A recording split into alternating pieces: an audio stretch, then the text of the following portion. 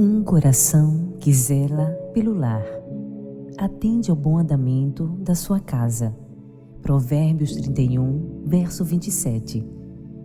Você se lembra de certos detalhes sobre os primeiros dias, semanas e meses do início da sua vida cristã? Uma de minhas recordações mais espantosas é a de negligenciar minhas tarefas domésticas, para estar horas e horas estirada no sofá lendo, e lendo, toda e qualquer coisa. Ler era uma paixão para mim, uma coisa muito mais importante que mero passatempo ou interesse. E enquanto lia, as pequenas Catherine e Courtney, só de fraldas, perambulavam pela casa sem supervisão, sem ensino. Mas graças a Deus, no momento em que Cristo entrou em nossa casa, Ele começou a realizar seu trabalho transformador. Eu comecei frequentando um estudo bíblico para jovens casadas em minha igreja, nas noites de quarta-feira. Lá, a verdade poderosa da Palavra de Deus virou meu casamento de cabeça para baixo. Deveria dizer, de cabeça para cima. E lá estudei The Happy Home Handbook, que mudaria meu coração e meu lar. Uma vez que passei a frequentar o estudo bíblico, usava o canto do sofá para fazer minha lição semanal. Uma das lições tinha para mim um estranho título: Por que trabalhar? Então, me sentei ignorando minha casa e negligenciando meu marido e minhas filhas, peneirando minha Bíblia nova para observar as referências sobre o trabalho e por que Deus o considera tão importante. Logo, peguei minha caneta marca-texto de tinta cor-de-rosa para grifar outra diretriz que Deus me deu como referência para as donas de casa que pertencem a Ele: atendendo e trabalhando. Essa diretriz foi tirada daquela graciosa descrição da mulher de Provérbios 31. O versículo simplesmente diz: atende ao bom andamento da sua casa e não come o pão da preguiça. Versículo 27.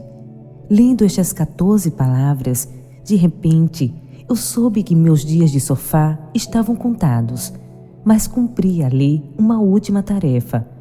Peguei emprestados com Jim vários livros de referência do seminário, para descobrir o que este atende significava. Aprendi que, como é usado aqui, atende, significa cercar, proteger, zelar, como os espinhos de uma planta, como uma mãe passarinho ou outro animal poderia fazer para proteger seus filhotes. O verbo expressa vigilância ativa, proteção, salvamento e dedicação a alguma coisa preciosa. Esse tipo de vigilância envolve observação e preservação. Uma mulher que zela pelo rumo da sua família é uma mulher que zela pelo seu precioso lar. Aqui estava outro aspecto do alvo divino para mim, e compreendi que eu era designada por Deus para zelar por meu lar e pelas pessoas que nela viviam. Para entender melhor o significado da palavra atende, vamos considerá-la no Salmo 5, verso 3. De manhã, Senhor, ouves a minha voz, de manhã te apresento a minha oração e fico esperando. Esperar é a mesma palavra hebraica usada para atende. O salmista ora ansiosamente a Deus pela manhã e então passa a prestar atenção, a vigiar, esperando suas orações serem respondidas. E há outra coisa: atende é usada ao longo da Bíblia referindo-se a pessoas que eram enviadas para noticiar os primeiros sinais das respostas de Deus às orações. No topo do Monte Carmelo, por exemplo, o profeta Elias lançou-se ao chão e começou a orar. Não chovia havia 3 anos e meio, e ele começou a pedir a Deus para que chovesse. Enquanto orava, Elias mandou seu servo procurar no horizonte por nuvens de chuva, um sinal de que Deus estava respondendo à sua oração. Elias orou por chuva 7 vezes, e o criado olhou para fora procurando pela chuva 7 vezes, até que veio a resposta de Deus. 1 Reis 18, versos 41 a 44. Quando nós oramos e quando zelamos pelo nosso lar, precisamos fazê-lo com o fervor e a seriedade de um Elias. Este e outros profetas passaram suas vidas esperando, atentos ao cumprimento das promessas que tinham proclamado por ordem de Deus. Temos de ser igualmente fervorosas ao fazermos de nossa casa um lar e cuidarmos das pessoas que o formam. Então, poderemos ver e celebrar quando Deus fizer a sua parte, a resposta, a bênção, a mudança. Assim, quais são algumas das coisas específicas que você e eu temos de atender em nossa casa? Talvez sua lista seja semelhante à minha. Em minha casa, sou eu que zelo pela segurança, pela saúde, pelos cuidados sanitários, pela limpeza e pela proteção. Sempre que preciso sair, deixo instruções na porta da geladeira para lembrar Tim, Catherine e Courtney de fecharem as portas à noite, porque isso é meu trabalho quando estou em casa. E há também um dinheiro: registrar, economizar, supervisionar, dar, gastar e fazê-lo render. Cuido também das roupas e seus reparos, das garantias de aplicação e dos contratos de serviço, do planejamento e preparação da comida. Como sou eu quem faz as compras de supermercado e abastece a despensa e a geladeira, cuido da alimentação, da seleção e dos tipos de comidas e bebidas disponíveis em casa.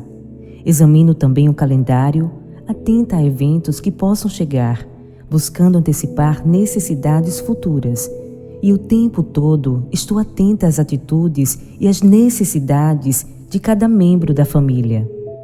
Jonathan Edwards, pregador no século XVIII, foi abençoado em ter uma esposa que zelava pelo lar. Ele confiava todas as coisas ao cuidado de Sarah, com completa confiança, e um exemplo particular mostra o que é uma verdadeira sentinela. Um dia, Jonathan Edwards e perguntou a Sarah: "Não está chegando a hora de cortar o feno?" Porque ela era uma sentinela e uma trabalhadora, porque ela vigiava tudo o que era precioso, pôde responder: "Já está no celeiro há 2 semanas." Que bênção você pode ser para a sua família se você cuidar, se você estiver atenta às várias funções da casa. E que grande forma de ser uma auxiliadora para seu marido, antecipando, percebendo e agindo nas necessidades da casa. Antes de seu marido pensar em alguma coisa, você já providenciou. Sim, mas como?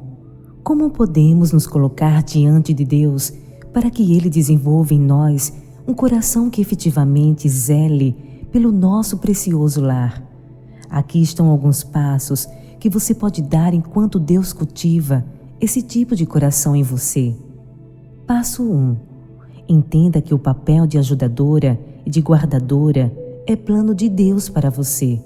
Como ilustra Provérbios 31, verso 10 a 31, uma mulher segundo o coração de Deus, casada ou não, zela pelo rumo do seu lar e se recusa a comer o pão da preguiça. Provérbios 31, verso 27. Quando percebi que estas instruções vinham de Deus e não da minha mãe, do meu marido ou da professora de minha classe, fui duramente atingida pela verdade, que era o de que eu precisava. E quando pensei acerca de tudo que está envolvido na construção de um lar, surpreendi-me com a imensa responsabilidade que Deus me deu em meu lar. Além disso, Deus me chama, e a você, para ser uma mulher virtuosa. Provérbios 31, verso 10, acrescentando outro desafio ao nosso papel ao lar. A palavra virtuosa significa possuir força moral, força de caráter. Mas um segundo significado enfatiza a habilidade e a coragem física. E Provérbios 31 é todo sobre uma mulher virtuosa em ambos os sentidos da palavra. Esse retrato revela sua força de caráter e excelência moral, como também a força de seu corpo, sua diligência, energia, trabalho, habilidade e realização, zelando por seu precioso lar e recusando-se a comer o pão da preguiça. Olhando para esta mulher excelente em todo o seu esplendor, percebi que havia exagerado no aspecto moral da virtude e subestimando o aspecto do trabalho, e ainda que o trabalho de cuidar da casa é parte do plano perfeito de Deus para mim e para você, enquanto Ele nos transforma em mulheres virtuosas. Uma vez que entendemos isso, estaremos na direção certa. Passo 2. Comece a atender ao bom andamento de sua casa, versus comer o pão da preguiça. Quando aprendi sobre atender, percebi que, na melhor das hipóteses, eu estava dando uma ajeitada por alto em minha casa. Meus esforços não eram nada parecidos com o que Deus descreve em Provérbios 31.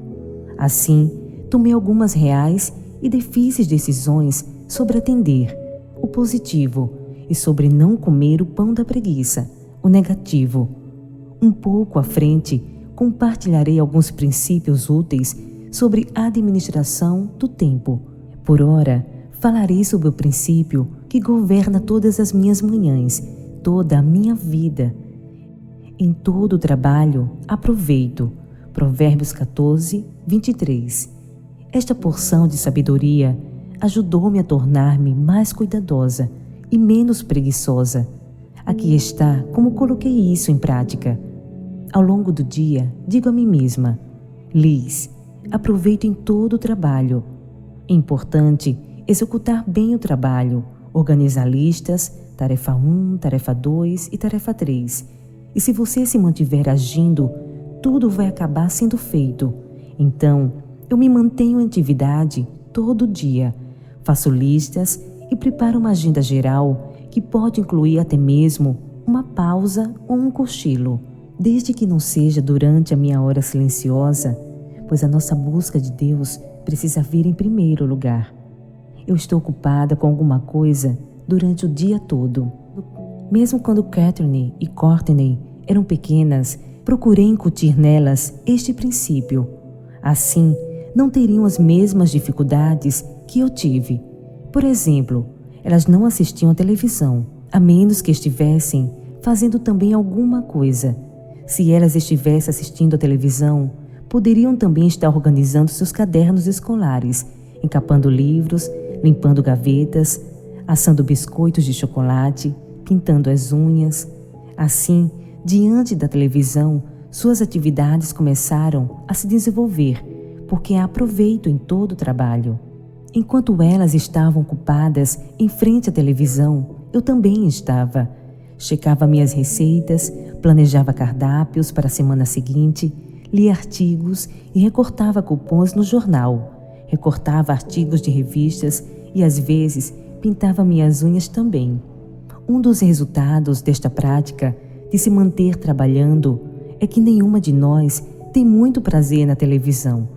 Podemos assisti-la ou desligá-la a qualquer momento. Não conseguimos simplesmente ficar paradas, absorvidas por um programa de televisão. Coloquemos de outra maneira: não sabemos comer o pão da preguiça. Para nós, ele tem gosto ruim, e nós sabemos o que é trabalhar muito. Como mostra este exemplo, os princípios de Deus foram suas soluções para a minha desorganização e ineficiência em minha casa. Eu precisei dar uma volta de 180 graus, mas estou no caminho certo e esperançosa de que minhas filhas também estejam, graças às instruções achadas na Bíblia. A palavra de Deus funcionou para mim, ajudando a ajustar meu coração à vontade e aos caminhos do Senhor. Ele é fiel e fará o mesmo por você. Passo 3. Elimine a preguiça. Não tenho certeza do lugar onde Jim encontrou esta lista de ladrões do tempo, mas ele passou-a para mim e eu quero transmiti-la a você. Use-a primeiramente para ajudá-la a identificar os ladrões do tempo em sua vida diária e então ajudá-la a recuperar o tempo para atender e trabalhar em seu precioso lar. Aqui estão os principais ladrões do tempo: procrastinação, delongas, adiamentos, agenda e planejamentos pessoais inadequados, interrupções por pessoas sem compromissos. Isto inclui interrupções por telefone. E, por favor, preste atenção: seus filhos não são interrupções, eles são seu melhor trabalho, o melhor investimento de seu tempo. Falha no delegar tarefas, mau uso do telefone, leitura de correspondência inútil, falta de preocupação com a boa administração do tempo, falta de definição das prioridades. Que ladrão você vai aprisionar nesta semana à medida que se torna mais alerta, mais virtuosa e zelosa por seu lar? Resposta do coração. Ah, minha querida irmã e amiga, nós temos de orar por olhos que percebam a visão que Deus tem para nossa preciosa família e por um coração que entenda como é importante para o Senhor o que acontece em nosso lar. Infelizmente, poucas casas se têm tornado em lares que demonstram o desejo de Deus para a beleza e propósito dessa instituição. Você vê o ideal de Deus para a vida de seu lar? Vê o valor de cada refeição preparada, de cada tapete aspirado, de cada móvel espanado, da limpeza do chão, de cada roupa lavada, dobrada e passada? Você deseja de coração pagar o preço de atender e trabalhar? Avalie a atitude do seu próprio coração em relação a este precioso lugar que se chama lar. Você está orando e então aguardando cuidadosamente pela glória das respostas de Deus? Minha amiga Ginger começou recentemente a orar por seu lar. Veja o que ela conta. Todas as manhãs, durante o meu momento a sós com Deus, passo pela casa inteira e oro pelos cômodos, um por um. Na cozinha, oro para que todas as coisas feitas ali demonstrem meu amor por minha família. Todas as minhas receitas foram revisadas de forma que o fruto do Espírito foi acrescentado a cada uma pitada de amor, um punhado de paciência e etc. Oro para que cada cômodo seja repleto do amor e da proteção de Deus. Deste modo, tenho uma nova perspectiva do serviço doméstico. Ele já não é mais um penoso trabalho. Posso até mesmo cantar enquanto limpo o banheiro. Peça a Deus que realize em você uma cirurgia que abra seu coração. Peça-lhe que abra e o encha com os desejos que Ele tem para o seu lar. Peça-lhe a força e a paixão para cumprir esses desejos.